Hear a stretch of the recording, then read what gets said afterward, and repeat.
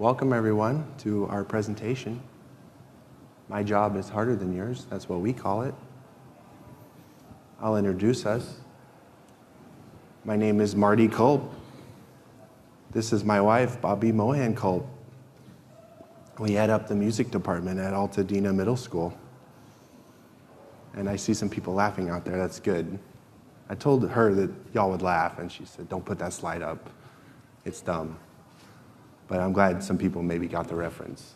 So no, we're not the Culps, actually. We are the McClintocks. My name's Andrew McClintock, and this is my wife, Kathryn. And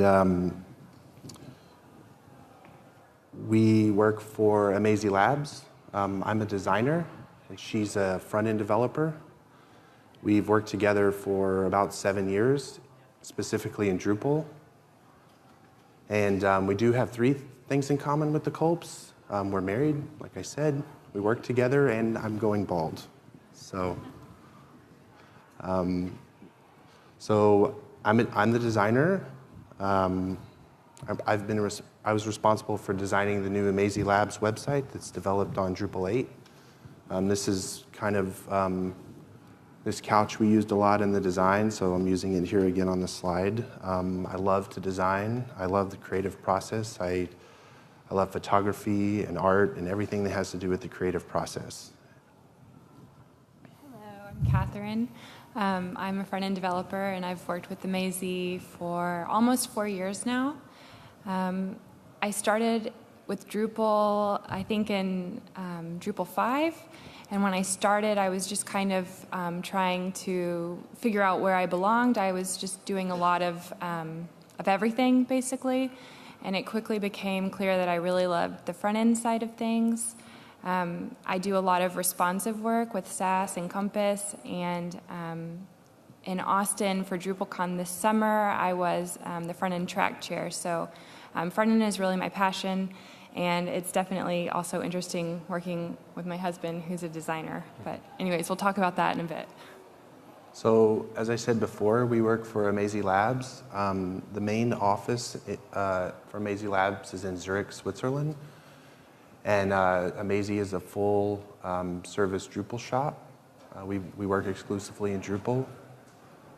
We also have an office now in Austin, Texas, which is where we work. We worked remotely for the Zurich office for a couple years, and they decided to open an office in Austin to build a U.S. client base. So we're now working with Diana Dupuis in the Austin office to build a client base.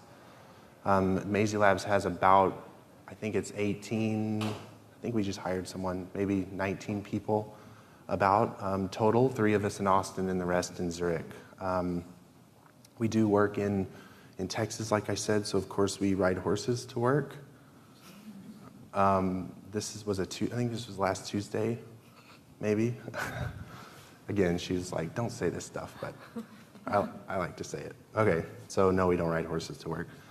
This is one of my very first presentations. Kathryn's maybe given a couple before, I think, but I've been to a lot of DrupalCons and camps, and I've seen a lot of presentations. I know there's 3 things that will definitely make this enjoyable. And the first thing is to mention coffee. Most everyone always talks about coffee. So I think the coffee was great this morning. We ran out of cups. So there, I've done that. The second thing is to put up a quote. It doesn't really matter what the quote says, just so long as there is one in our presentation. So I know some people take pictures of screens and tweet them like, oh, this presentation's going great. So I'll just pause for a second. Well, I don't see any cameras out, so I guess that's not going to work. And the lastly is you got to have a show of hands. So can I get a show of hands? That's actually better than most show of hands because, yeah, there's nothing embarrassing about showing your hand for nothing. So we're good. Okay. So I'm done. Okay, so thank you, Andrew, for the stand-up. Okay, so anyways, we're going to get serious now, and we're going to talk about how we work together. And so basically, this talk is split into 4 sections. We'll talk about, first of all, our woes and our frustrations that we both hear on a regular basis. So this is kind of the part where we're back and forth, just kind of griping just a little bit. We won't do it the whole time.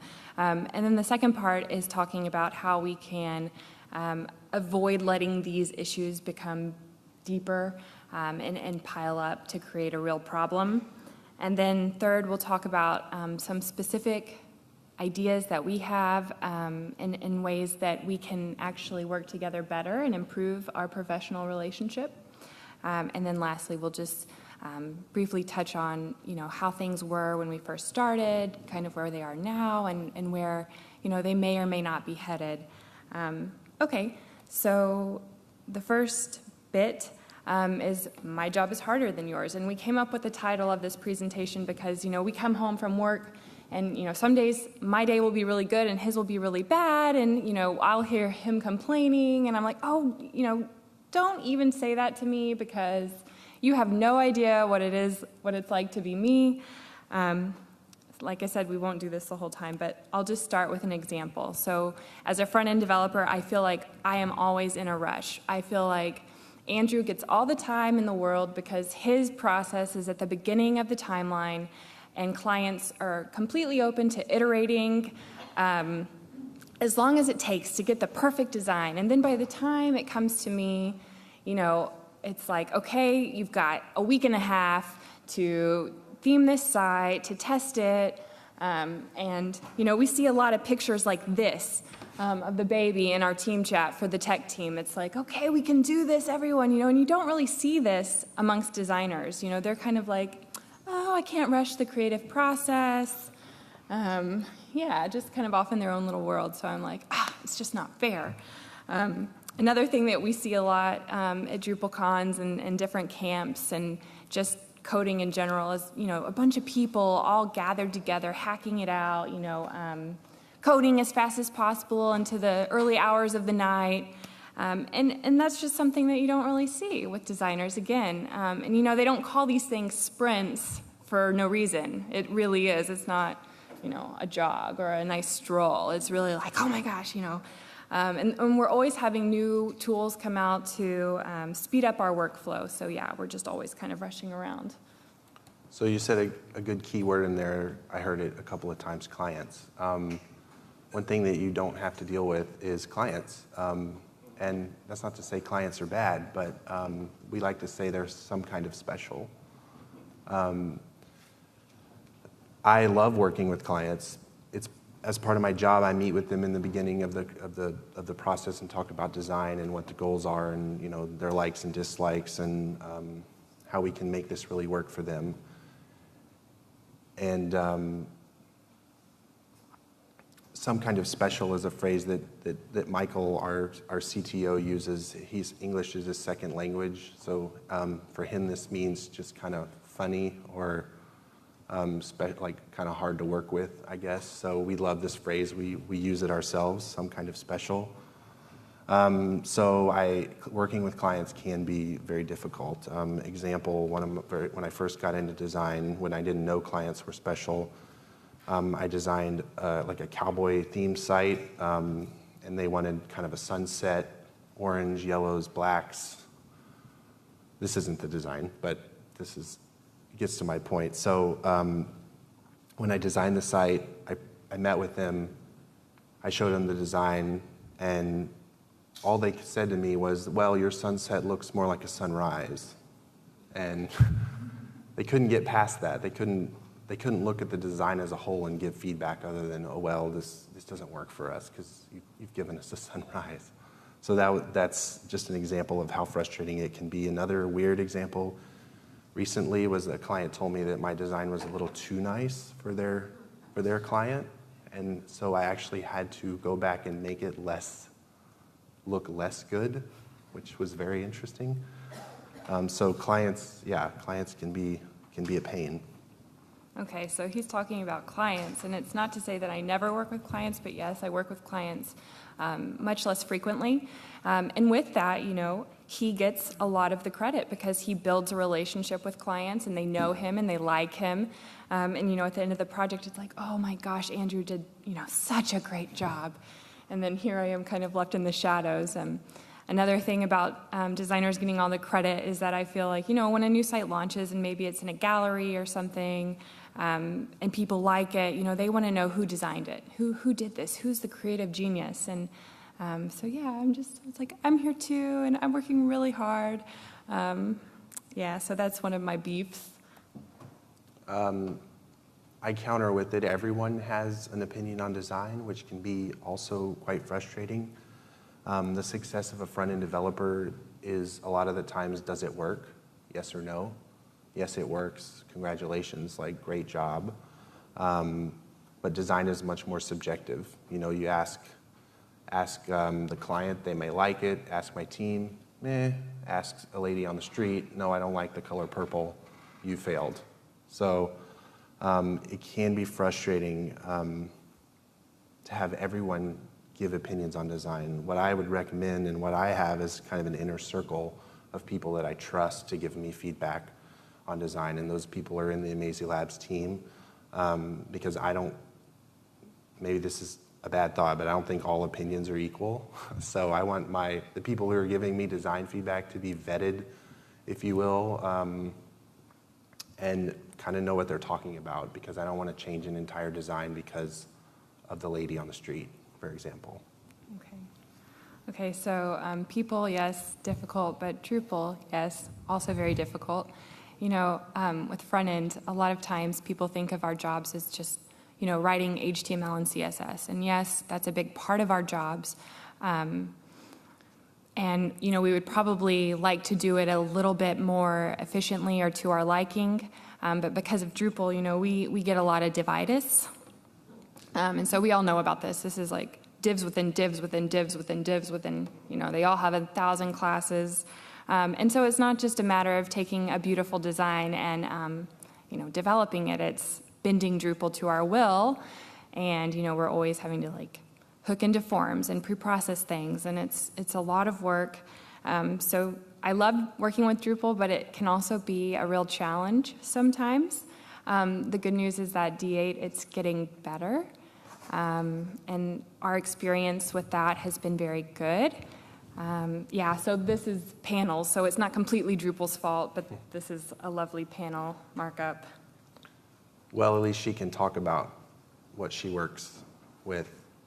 The industry is leaning more and more towards that Photoshop is a dirty word. I probably shouldn't even admit that I work in Photoshop because I might be outcast. I actually do feel embarrassed at times when I see a presentation and people say, oh, all good designers are doing this in browser. But I do work in Photoshop.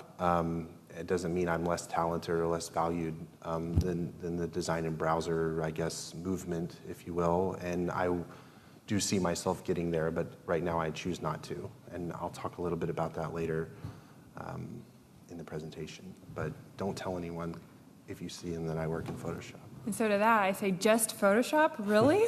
Oh, wow, that must be really nice. It would be great to just primarily use one tool.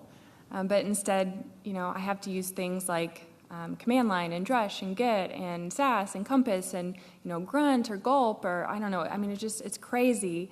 And the new tools that come out, they come out so rapidly and, people are just like, hey, have you tried this? And you're like, what's that? It's really hard to keep up. And there's actually a great talk, I think at this time tomorrow, I think Eatings is in the room. I don't know, maybe, yeah? Okay, I saw you.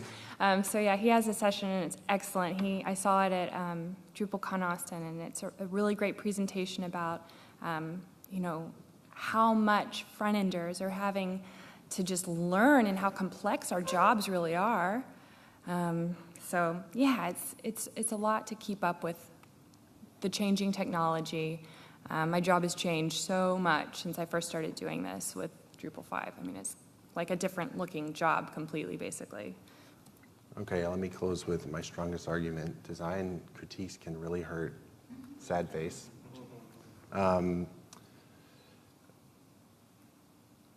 When we talk about this at home all the time, why our jobs are harder, I can usually get her to side with me on this one because we always agree that I don't think she could take the crap that I get for design sometimes. It's you work for so long, you put you put a lot of effort into it and you think you're onto something. Oh, this is really cool. And then you show it even just to your internal team, your inner circle, if you will, and they come back and they tear it apart. And it's hard not to take that personally. But what I found is that when I do go back and I change things, I understand that it gets better. So, but it still can feel very personal sometimes when your design is torn up. I think you can probably relate with that. So I think we're done griping. Okay, yeah. So, yes, we're finished complaining. We could actually probably fill this entire hour with complaints. We've definitely had our fair share of complaining throughout the years. And it's okay that we're venting, I think. I think that it's fine that we're sharing our woes and talking through some things. But, the thing to think about and the thing to be very careful of is to not let all of these little frustrations between you and if you're working with a designer or you're working with a front-end developer, to really be careful not to let these types of issues kind of pile up into something bigger. Because if you do, essentially this is going to drive a really big wedge between you and your teammate, which causes much larger issues. If you're not getting along, if things are tense, your team's morale is low, and essentially the success of your projects suffer because of it. And so Andrew and I have really tried to strengthen how we work together. And we want to go through some examples of maybe how we can shift our mindsets when it comes to working alongside one another. The name of this session is "My Job is Harder Than Yours." But we think that a healthier way to think of it would be to think that my job is your job, because they are so interconnected. Okay, so for the first example of some negative reasoning and kind of shifting to a more positive outlook would be, the very general thought that, I did my part. And I think that, we might all be guilty of this. You think, okay, if something fails with the project at this point, I'm finished, I'm done. If, I don't really know what they're doing over there, but it's going to be their fault, or, I don't really care what they're doing. And this is kind of an older way of thinking, too. It's thinking more linearly. When we used to work with projects and really have a design phase and then cap it off, and, we couldn't go back there. So now things are kind of more fluid in terms of workflows. So it really helps you to think about how what we're doing is we're working towards a common goal and that we're part of a bigger picture. So the suggestion, I guess, is just to try and be more intertwined and more connected. So here's another example. I can think of how a designer might feel when a front-end developer comes to them and says, this isn't really working for me. They might think like, hey, don't tell me how to do my job, right? Especially when the criticism is coming from someone that you think may not understand or know how you work or understand your processes. It's difficult to take that criticism. But really we should say, tell me, let me know how what I'm doing affects you, because if Andrew were to do something in a design that is just going to make my workload crazy longer, 3 hours longer or something, I might tell him, we could solve this by doing this. And what we've tried to do, and I think that Andrew's been good at, is he'll take that advice and know that I'm not coming at him and, bashing his work. I'm just saying, we can probably make this a lot easier for me and both of us maybe moving forward. I'm picking on designers, but it can also go the other way as well. And then the third example of this would be something that I think is really easy to fall into the habit of thinking that I've been doing it this way forever, so why change? Clients pay us to do this, the clients are happy, they're referring us new work, it's not really broken, why change it? But the fact is that the industry changes all the time, and maybe instead of trying to change everything at once, it's important to just change a small thing per project. So try something new every time that you have a new client, and see how it goes. So the new mindset would be to think that a little change goes a very long way. So Kathryn's gone over the idea of changing your mindset, changing your attitude, thinking about it a different way, a new perspective. Now what we'll do is we'll go into some solid ideas on how we've actually managed to make that perspective change over the past few years. And the first one is, we relate this to marriage. You know, one thing they say about a good marriage is communication, and the same is true for changing this perspective. So one thing I've noticed with Kathryn and I is we do some freelance projects. Well, they're not so much freelance as personal projects. We've done some interior design blogs for ourselves. We've done a photo sharing a photo bout contest. We've made a lot of sites, honestly, on the side, and we learn a lot from them. And I actually find that we work better on our own stuff than we do for Amazee, because we're both very invested in, let's say, the interior design blog. We both talk about the goal, we talk about the design, we talk about the way it's built, we talk about everything about the site, top to bottom, and it helps us work better together because we're both sharing a common goal for the site. So what we do at Amazee Labs is, the way we do this at Amazee Labs, we have kickoff meetings where we all gather around. Everyone who's going to have their hand in the project sits here, and we go over, you know, who the client is, what their goals are, what the timeline looks like. We talk as much about the project as we can so that everyone feels like they're invested in the project from the beginning. And I think that helps. I think it helps people look at the bigger picture, which was one of our attitude changes. So another concrete example is for the Amazee Labs site, the new one this past summer. I enforced a Amazee Labs war room. I said, we need a war room if we're going to build this website. So actually, I printed out all our designs. I think there were about 18 or 20, which sounds like a lot, but I printed them huge, and I put them on the wall, and it kind of goes back to the keynote. She was talking about paper prototyping. So maybe this prototype's a little late in the process because the design's already happened, but to put it out on the wall and see it puts a mindset at first that you can see the whole project. You get excited about all the pages together. You see the website as a whole. You can really see the experience. I click on this, I come over here, or wait, do I go over here? And you can see it all up on the wall. I told my team, I said, you know, this is for you to write on, this is for you to sticky note, you can scratch through it, you can tell me I'm an idiot for doing it this way, which happened a couple of times. I'll actually show an example next. But this war room idea is cool, and we don't always do it on the wall. We have virtual war rooms, I would call them, where we put all the designs on a preview site so that anyone can access anytime and click through the designs. And if there's not a design for a page, there's a wireframe that's in the prototype. It helps. I did on this project. So here's an example of, like, you're an idiot, Andrew. So this is an early iteration of one of our designs. I've highlighted the CSS nightmare there. So I had a background image, and I wanted to do this kind of glass overlay of the image where the text is. We're also a bit extreme.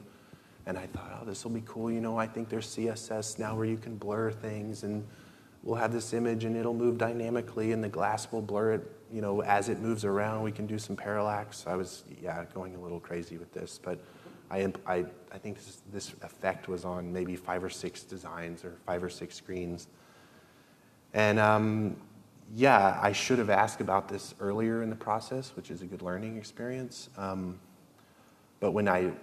But later on, when everyone started looking at this, it became quite apparent that this was going to be a performance issue, that maybe the CSS technology wasn't quite there to be dynamic with it. Maybe we have to upload 2 images, and that's crazy because they're big to begin with. And so eventually got axed, which, you know, is fine. It'll be back, trust me, when the technology catches up. We can do it. But that's not to say that you shouldn't pick your battles either as a designer. If I really believed in this and said this has got to work, then I would push for it. But on this one, I compromised. I said, no, let's do it a different way, and we ended up, you know, doing something different. But But if you love something and you want to see it in action, don't be afraid to cause someone a few headaches. You know, she deals with me all the time, and we're still married, so I guess it's okay. So, so speaking of being married, I actually proposed to her on a CSS gallery. The best designs. I don't know if you look at this one. I think it's a pretty good one, actually. Yeah, there you go. So, so it's a long story. You can read a bit about it here. I won't go into it, but well, she did say yes, so that's good. But the point is that I proposed on this gallery because we looked at this gallery every morning for 2 years, and we said, what's new? We're learning together. We're saying, hey, did you see this site? Hey, did you see that site? Look at this effect. How does this work? And we would like learn about it together. And that's a great tip, is to share inspiration, share the passion, share a blog post with your counterpart. You know, whether it's she shares with me, I just share with her, I share with the CTO. We have an Amazee Labs kind of inspiration room in our HIP chat where we put links to stuff and, hey, look at this, and we all learn together. Which brings me to the next example, which is these. I'll explain it. So these screens are actually Google Hangouts that have been recorded and saved in our company Dropbox, so we can access them. And what it is it's called Demo Fridays. So on Fridays, we try to do it every Friday. We get together as a team. We're usually remote, but they gather in the kitchen at the office in Zurich. And everyone, for 5 or 10 minutes, goes around the tables and they talk about what they did that week or what they learned that week. And I was a little skeptical of it at first, but after a couple of them, I started to realize how informative it was and how much more I understand like the difficulties that everyone else does. I understand that maybe their job is harder than mine at times, and you know, I really see that people get a lot out of this. So I would recommend something like this for you and your company if it works. So, first piece of advice: communicate. Yes. Next piece of advice. Okay, so next piece of advice is to play to each other's strengths. And I really like this example. When I first got my first job out of college, I started working at Rackspace Hosting, and they were really big into like the strengths finder, the Gallup strengths finder, and figuring out your top 5 strengths, and I just totally loved this. Oh my gosh. So I wanted to start with an example, and this is just a slide about speed reading. I don't know if y'all have heard of this study, but essentially this guy, Don Clifton, did a study about improving or increasing the speed at which people read. And he took 2 groups of people. He took a group of people who were normal, average readers. They could read at a normal rate of about 90 words a minute.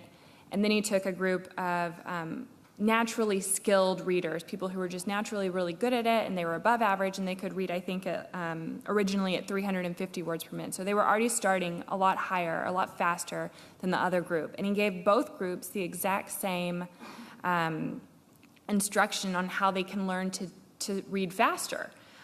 So they both got the same training, both groups, and then at the end, it turns out that the readers who were the average-paced readers, they did improve. They went from about 90 words a minute to 150. So they increased by about 67%. But the group that was naturally good at it, they went from reading at 350 words a minute to 3,200, and so they increased by like 800% in terms of how fast they were reading, and that just goes to show that if you try and you try to build and strengthen the things that you're already naturally good at and passionate about and things that come naturally, you can basically do anything, like as cheesy as this sounds. And yes, it's good to try and improve upon your weaknesses, but I don't think that that's the most important thing to focus on. And so, an example of how this would come into play would be me thinking about Andrew. I think, what is Andrew really good at? You know, he's a really talented designer, I think, with a lot of eye for detail, and many of his designs are very unique because of the detail that he puts into them. And I know that today there's a lot of talk about, like, we're not going to design pixel perfect sites anymore because things are responsive and, you know, nothing is really fixed anymore. You know, screens are different, and it's just silly to try and do that. But, you know, I also still really respect the decisions that he puts into things, and I do keep pixel perfection in the back of my head because I know I've seen him work, and I know that, you know, he might spend hours one night on something that I think should take 10 minutes. And if I were just to go into develop that design detail and just totally blow it off, I mean, that's essentially what makes the design, and that's kind of what this quote is saying, you know, that much of a designer's craft lies in the details, and if they're forgotten or changed, the designer's time and effort will be wasted. So, yeah, I mean, so, yeah, so it's this, like, I feel like there's this really big struggle right now because of, like, all this design in browser, and, you know, Photoshop is a dirty word, but it's something that Andrew's really good at, and I don't want to take that away from him. You know, so I'm going to develop those details. Yeah, I'll jump in here. She was a little bit nervous about bragging on herself in her own section, so I thought I'd take this slide from her. We were going to delete it, but I told her, no, let me say something. So another good example of playing to the strengths is that Kathryn is really good at responsive design. She was kind of the first one at Amazee Labs to stand up and say, hey, we need to be doing this. This is going to be a thing. This was several years ago when it was still in its infancy. And she's really done a lot of work with responsive design. She's given a podcast on Omega 4 with Drupal on how to make it work. And so what that means for me is I design, let's say, a start page. I design an interior page. Maybe I design a mobile version of the menu header, or excuse me, the header and footer, and a tablet version. But what we do now, more and more, is that's all I do, and I give it to her, and when she starts theming, you know, she'll theme most of the site, and then she takes the responsive design part of it, which actually, she's a good designer. I mean, there's more to responsive than just, you know, moving things around. There's a lot of things you have to consider, and she's quite good at it. So that's her strength. I don't spend my time, you know, building a pixel perfect, like we say, version of the website on tablet when I know that she can do just as good a job and do it more efficiently, and she's really good at it. So that's another example of playing to her strengths specifically. Yeah, so I mean, yes, we're sitting here like saying, oh, I love you so much, you're so good at this, but really what it is that really, you know, there's this slide of snowflakes because, okay, I'm going to be cheesy again, you know, we're all snowflakes, we're all unique and special, and as people we're that way, but also in our skills and our careers we're that way. And, you know, I really think that it's important to remember that no two teams look alike. And the way that he and I work isn't going to be the same as the way that you and your teammate might work. So, you know, this is again just saying, look at where your strengths are, and then go from there. You know, it's always nice to have examples of how people work, but it's going to be different. And, you know, don't focus on the weakness, focus on the strengths. And an example of this is the unicorn. You know, we all really. Well, I want to be a unicorn. I want to be a designer, front-end combo extraordinaire. You know, I want to be able to do all these things. And, you know, I might be able to, but it will not happen overnight. And for a lot of people, this is the case. You know, it's not just going to be something that suddenly, you know, he can code like I can code and I can design like he can design. It would, you know, be great if we could just swap our brains or, like, combine them, basically. Then we could do both, and we could be a unicorn. But, you know, sometimes it won't happen, and we shouldn't expect everyone to do this because, frankly, some people don't want to be a unicorn. Some people are only interested in design, and, you know, maybe they're also interested in development, but not to the extent that they actually want to do it. They don't actually want to produce the code. Writing code is not fulfilling for them. So, you know, we need to just focus on, rather than becoming, like, instead of me becoming Andrew and Andrew becoming me so that we can be a unicorn, we need to focus on just becoming more like each other. And just by sharing knowledge, and collaborating. So that's really, just play with, or not play, but work to each other's strengths. Yeah, so she mentioned that we're not all going to wake up in the morning and be unicorns. It's just not going to happen. We're not going to change overnight. So the next piece of advice is don't try to solve every problem at once. We talked about it earlier, how we take one new thing per website. So a few projects ago, we tackled icon fonts, which was popular at the time. I was designing a site that had a lot of fonts, and they were flat, and they kind of lended themselves to this new technology. So we sat together and we learned how to do it. I made SVGs, and we learned how to make the font together and install it and make it work. And then we had to tweak sizes, and we really learned a lot on that project. And we didn't say, okay, for this project, we're going to do icon fonts. We're going to do, all the new technologies on this one site. We just took one. We learned about it on that project.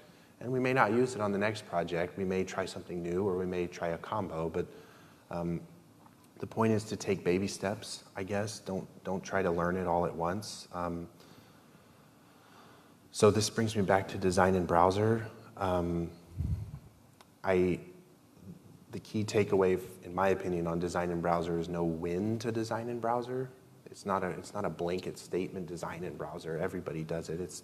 For us, it's to know when to design in browser. So this is our Amazee Labs start page. If you go to the website, this is what you see. And I don't think I could have designed this page in the browser. I just don't think I could have. It's too conceptual.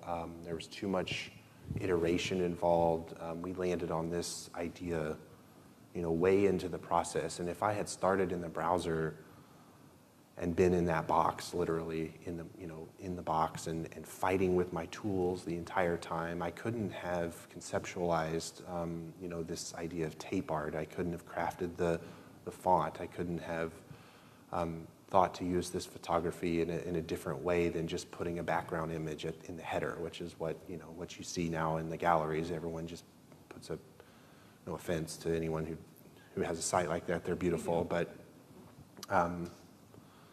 I don't think, the point is that I don't think I could have done this in a browser. And I don't see myself doing that anytime soon. However, what we do is I'll design, like I said, a start page interior, get the look and feel of the site down, fonts, etc. And then what we'll do, this is a project we're currently working on. I took this screenshot a couple days ago. So this is a site where most of the site has been themed already. And we want this event slider on the page. So at Amazee Labs, what we'll do is we'll let Drupal spit out what Drupal spits out on the page. And it might have some basic theming based on some of the work she's done. And we'll put in some dummy content. And then what we'll do is she and I'll sit together and we'll design in the browser together. So she'll say, or I'll say, well, okay, let's try this. Let's take one of the dates out. And there's 2 dates. That was something I said, okay, let's cut one of the dates out. Let's center this, let's bump this font. Let's add a border. This is the pre-design. This is not the post-design. We're working on it now. But this is an example of something you can do to take a baby step towards designing in browser is to team up on very specific instances within a site, not the whole concept of the site. So that's the bit about not doing too much at once or trying to overnight. The last little bit of advice is pretty simple, actually. It's to be nice to each other. It sounds kind of silly, but we've been married for almost 2 years now, and we really don't have arguments in our day-to-day life.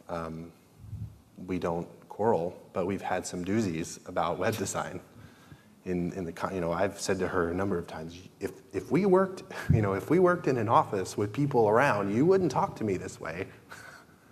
And so, that makes you sound bad. That's not. Anyways, so the point is that sometimes we get really frustrated with each other and we can't work together. I mean, work doesn't get done because we're too caught up in being mean, I guess would be the way to say it. So we'll take a break and we'll come back and we'll sit and we'll cordially work together, and things happen and things move forward. And it's always a good reminder that just being nice and kind of calm and courteous can really go a long way towards making good progress. So that is the end of our advice column, if you will, our Dr. Phil moment. Okay. So this is just to wrap up. It's just one slide. This is the last bit. And it's just to kind of reflect on, how things were when we started working together in about 2008. And, you kind of know now where we are today from what we've just talked about. This is kind of where we are today and where things are going. And it's really hard to look forward and to predict those things. But, when we very first started working together, things were very linear. I've said that before. It was really handed off to me when he was finished. And now we just, there's a lot of collaboration, and we see that this is really beneficial to the teams.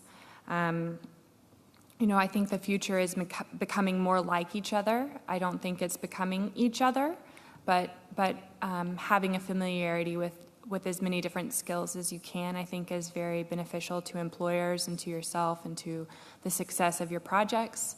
We want to grow closer together, not apart, and that's true in work and personal, but mostly work. That's what this is about. And then basically, we just want to make sure that, there's going to be so much more to learn and to improve upon, that we can rely on each other even more to do that. In the future, there's talk about like headless Drupal is a really big topic right now, and that's really going to change the way that I do my job as a front-end developer. And then there's also, Google taking over the web, and websites not even really being needed to hit that often. Yes? What is a really big Drupal topic right now? Headless Drupal. Yeah, where basically all the data that's inside Drupal is extracted, and then you can just completely create a theme or a site with just the data, and you're not even really having to touch Drupal. The Drupal is all just completely administrative, and then all of the front-end bit of it is just like whatever it is that you write. So that could really, that's my understanding of it. I'm not an expert on the subject, so there's probably sessions here, I don't know. But it's likely going to happen at some point in the future. And it's happening already. So yeah, it's happening, and I'm not there, so oops. Shame on you. Yeah, shame on me. Exactly. Keep up, jeez. Yeah, so I think we just have to keep sharing. I need someone in demo days on Friday to tell me how it's done or to help get me started. But basically, the whole point is just to work together. And, everyone's different, but if you can really share knowledge, that's the best thing that you can do. That's it, basically. That's it. We're done. So, questions? Thank you. Thank you. Hey, Yeah. that's good. Round of applause. That's nice. Thanks. So, yeah, this is our just Twitter handles. You We find have us a at Amazee Labs. We have a question? Yeah. Where? Yes. Oh, we have two. Oh my gosh. We weren't anticipating questions. I saw you first. I started in a design and art background, and now in the last few years I'm more strictly front-end development, and I work for a development company. And we work with outside design agencies who then send us stuff, and then we build out their designs. And I found it interesting when you said that you heard through the responsive design part of things. And we have designers sending us the full design for each screen. Right. Which gets really frustrating at times because it doesn't always work the way they think it does, and we do a lot of back and forth. And I'd love to convince them to just let me handle that part of things, but they always want to show the client this stuff ahead of time. How would you handle that? Being able to show the client before it's built. I personally have been lucky because Mike. project managers. Maybe the mic. Sorry. Our project managers do a really good job of interfacing. A large part of the reason that I don't interface that much with clients is because I work remotely, and the majority of our team is in Zurich, so I also don't speak German. But I have also gotten designs that have been done externally that have been very detailed in that way, and honestly, if the budget is there, we just kind of do it. And if it just won't work, then the project manager goes back and tells them. And I don't know exactly how they say it. But yeah, I mean, if they're paying you to do it, I guess it's it an just interesting kinda question. I know of a specific example where I was working with a client on designs, and he asked me what the design would look like on a tablet or whatever. And I basically told him, I said, well, we don't really. Basically, I just was like, trust us. We'll make it work, and we'll think about it. And then if there's something that you don't like about it, we can address it then. But basically, I mean, the answer was, Kathryn's really good at this. This is what she does, and trust us. I'm not sure. Yeah, that's that a good is answer. a hard question. It is. Yeah, because, that is tough.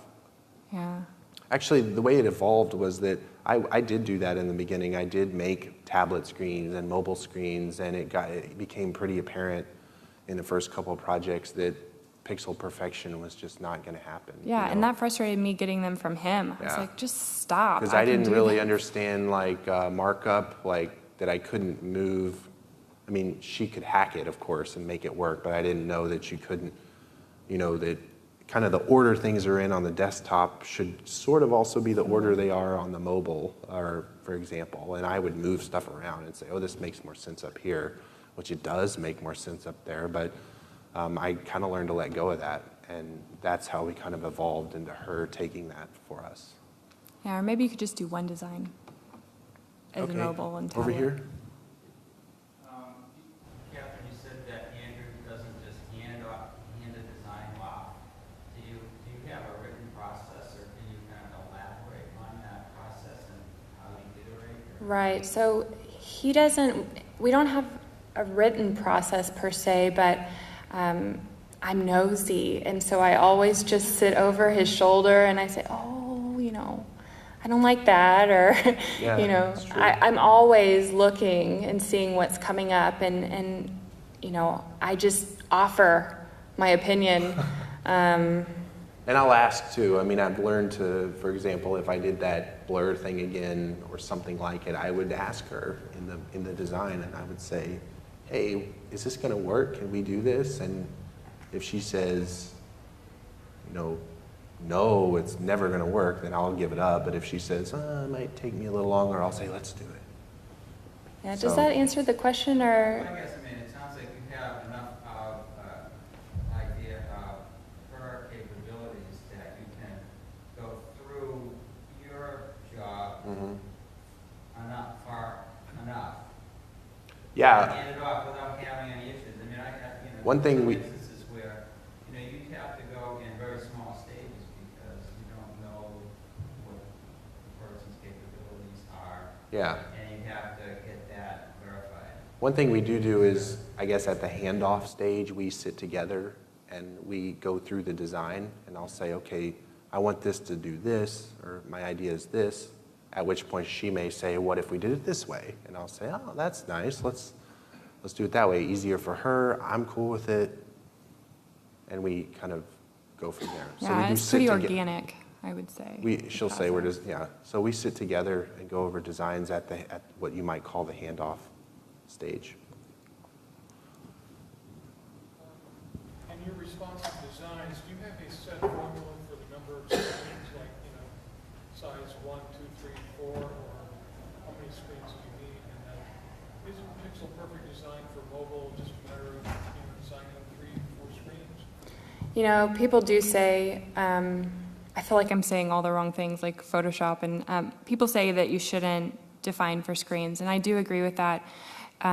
When I first started doing responsive, I was essentially making adaptive themes, where they would, be a fixed width for a certain screen size. But now I'm trying to work towards making things fluid.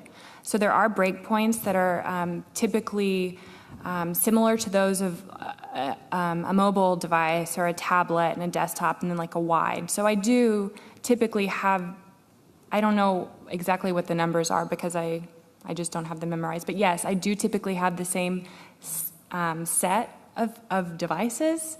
But of course, within that, sometimes as you're starting to work responsively and a particular page layout doesn't really lend itself to that size, then I can go in and I write unique media queries or unique breakpoints for individual cases. But the general portion of the site does utilize breakpoints that are pretty much consistently used from project to project. Yeah, we try to take care of every size as best we can. I know it was a pain point in the Amazee Labs project because we made this size, we made our monitors huge. We made our windows enormous, and it caused a problem. And we really had to work through what does it look like on a huge screen, because we care. We want, we care what it looks like on every screen. Yeah.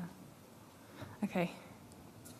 So two things. First of all, I think you have a separate talk that you need to do about your unicornism. Like, I've never heard of a developer being so confident about taking a desktop copy and being able to do what you do. Yay. This conversation needs to be permeated throughout the Drupal world.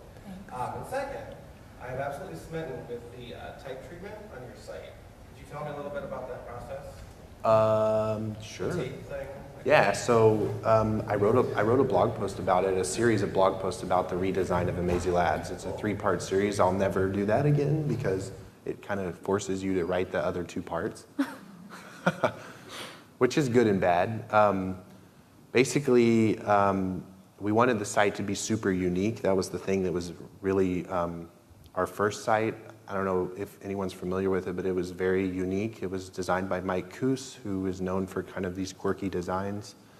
And we had a meeting about the design, and it came across that we don't care. We don't want people to, we don't care if people hate it or people love it, but we don't want anyone to be like, meh, like it's just another website. So the way the tape thing came about is we were a sponsor at DrupalCon Prague. We had a whole bunch of swag that we were taking to give away, and our car got broken into, and they took all our swag. Damn those people. So all we had was rolls of tape for our booth, and we taped.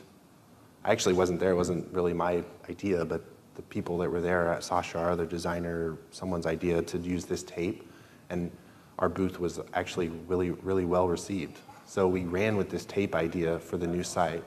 And I used a font, and then I changed the font, and then I taped over all the font. In Photoshop, it's all vector kind of tape pieces. So Is it small, or did you big scale and then shrink it?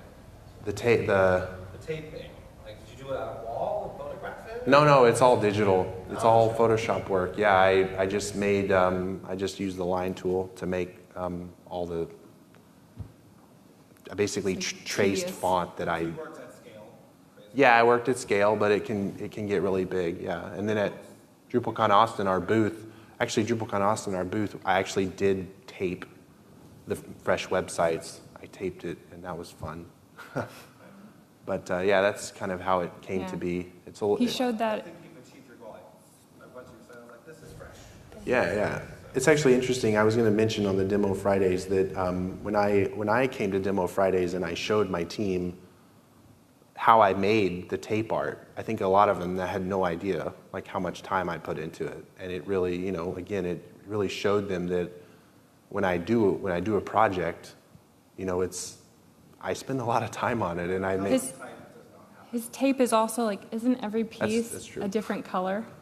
Like every piece of tape is. Yeah. It's So crazy. even though pieces individually are different colors, our 404 page is a skull that has like 900 pieces of tape. So Yes. details exactly. Yeah. So okay, was there another here? Yeah, I have a relationship question. Oh. Great. Dun, dun, dun. How do you turn it off when you get home? How do you, Ooh, you draw good a question. line? Is there Very good question. time?